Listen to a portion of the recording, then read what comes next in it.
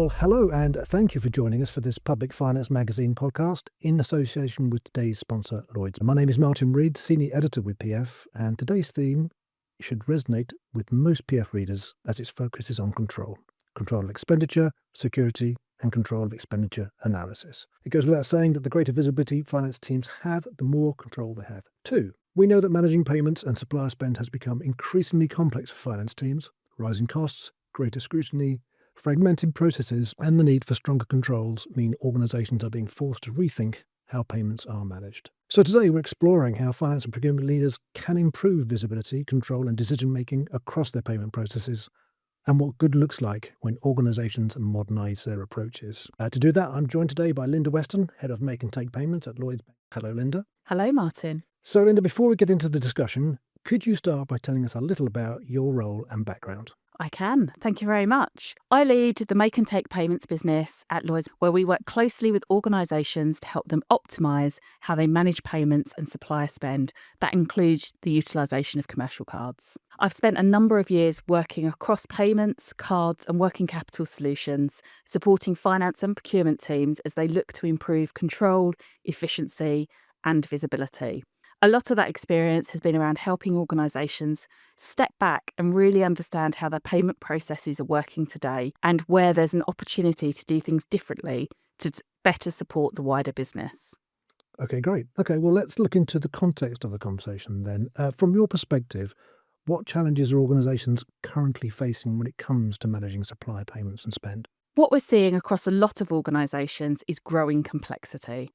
Over time, payment landscapes tend to expand rather than simplify. More suppliers, more payment types, more systems involved. The challenge with that is it often results in fragmented visibility. Different teams using different tools, manual workarounds start to creep in, and limited ability to see spend in one clear picture.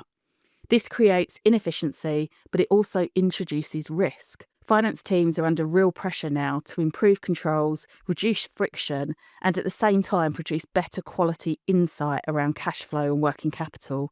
Doing that within heavily manual or disconnected processes is increasingly difficult. Okay, that's great. So why has payment strategy become such a critical topic for finance and procurement teams right now? Payments sit right at the centre of cash flow and financial control, so naturally they're under more scrutiny. What's really changed is the environment organisations are operating in. There's greater cost pressure, tighter margins, and more expectation on finance teams to actively support business performance, not just report on it after the fact. At the same time, there's a much stronger focus on governance, auditability, and transparency, both internally and externally. From a governance perspective, organisations need much clearer control over how payments are made, who's approving them, whether policies are being applied consistently, and where gaps or workarounds might be emerging.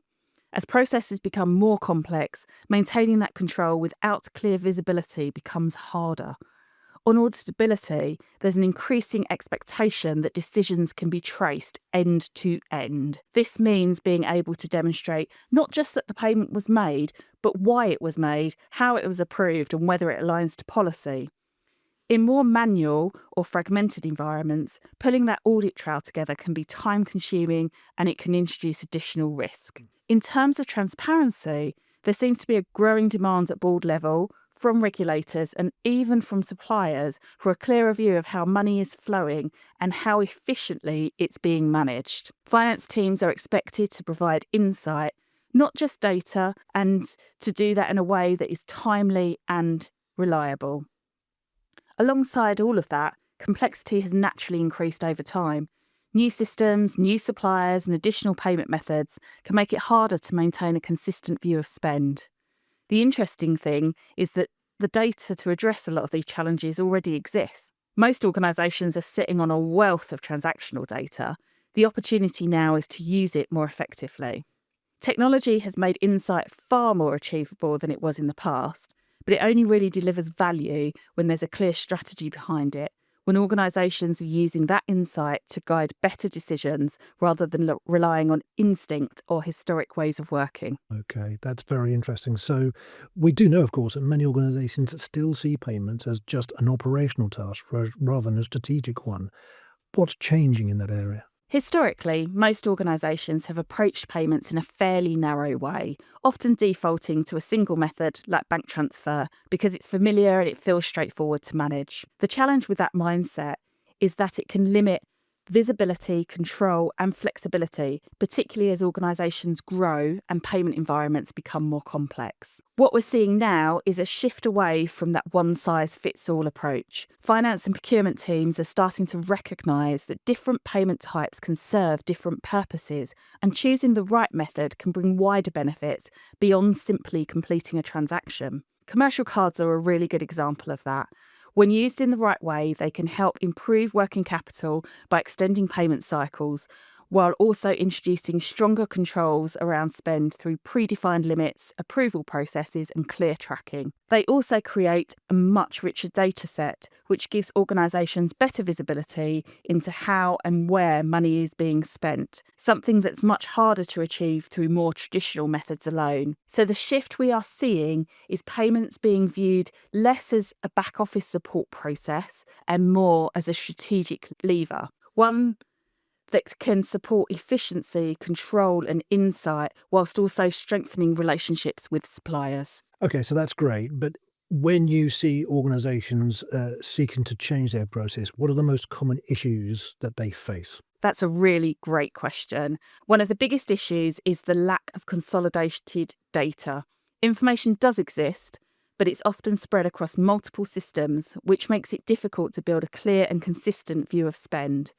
We also see a strong reliance on familiar processes, particularly organisations defaulting to bank transfers or BACS because that's how payments have traditionally been handled. Over time, that can become the safe or automatic choice, even when it may not be the most effective approach. Alongside that, there's often an assumption that suppliers won't accept alternative payment methods such as card payments, so these conversations don't always happen. In reality, that isn't always the case, but because the assumption has been made up front, the opportunity isn't explored. As a result, organisations can miss out on opportunities to improve control, enhance visibility, or benefit from more flexible working capital options. More broadly, what tends to emerge is that decisions are being driven by habit rather than evidence. Once organisations start to look at their data more closely, they often uncover areas where a different approach could deliver real value. Okay, absolutely. And you mentioned data earlier, of course. So the insight that comes from it, why has that become such a critical part of improving payment strategies specifically?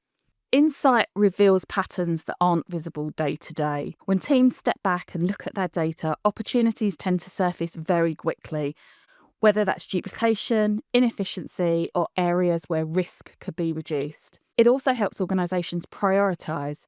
Rather than trying to change everything at once, data highlights where the greatest impact can be achieved. That type of insight creates a much stronger foundation for change. It shifts decision-making from habit to evidence. It also creates a common language between finance, procurement and suppliers, which makes conversations more informed and decisions more grounded. Okay, so there's a lot there to gain from thinking in this way. Without getting into specific products, what does a good approach to payment insight look like? A really great question. A good approach usually starts with making better use of existing data rather than chasing wholesale transformation. Right. It's about overlaying insight across different payment types, identifying key supplier categories, and asking where change genuinely makes sense. The most successful organisations tend to take a gradual, insight-led approach, testing, learning, and improving incrementally rather than trying to fix everything all in one go. Okay, that's great. So let's look at the next steps then. So for listeners thinking we probably need to review our payment approach, where do they actually start? The first step is understanding what's really happening today, what you're spending, how payments are being made, and where complexity or volume sits. From there, it's about prioritisation. Focus on the areas with the greatest impact or risk rather than trying to tackle everything. Involving both finance and procurement early is key to looking for insight-led expertise or tools that support evidence-based decisions rather than assumptions. Okay, Linda, thank you. Right. And finally, in your opinion, What's the biggest mindset shift that finance teams need to make? It's recognising that payments aren't just an execution process, they're a source of valuable insight. Small, targeted changes can deliver meaningful improvements, particularly when they're underpinned by good data. Ultimately, it's about thinking longer term, building resilience, improving control, and creating a payments environment that supports wider business rather than constrains it. Fantastic. Okay. Thanks, Linda. That's been particularly useful discussion on how organisations can start getting more control and visibility over their payment strategies. But before we wrap up, for anyone listening who's thinking about their own setup, where would you suggest they start? It's a great question because we hear that a lot. If you're listening and thinking, this all sounds very familiar, you're definitely not on your own. Often the first step is simply getting a clearer picture of what's actually happening across your spend. And once you have that, it becomes much easier to see where improvements can make a real difference. If you'd like to talk it through, our commercial cards team are always happy to have an informal conversation. You can email us at commercialcardsinquiries@lloydsbanking.com or visit lloydsbank.com/cardsolutions to find out more. Hey, Linda, thanks very much for that. It's worth noting that fees and charges apply, and all lending is subject to status and credit application. Okay, well, that's it for this podcast on a topic I've no doubt we will return to in the future. My thanks to Linda and to you, our listeners, for joining us. Don't forget to check out the Public Finance site for other podcasts, opinion pieces, the latest news content, and in-depth feature material, all at publicfinance.co.uk. But now, from me and Linda, goodbye. Goodbye.